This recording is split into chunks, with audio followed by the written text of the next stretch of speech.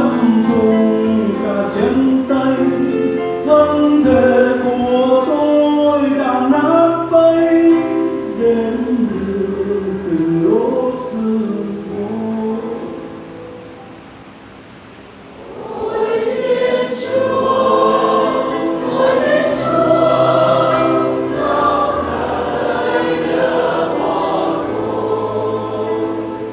Đêm đi hôm của tôi ra chia, chúng chia đều từng mối chia, áo dài bỏ thấm ra chung lúc Chúa đành bỏ bằng hay sao.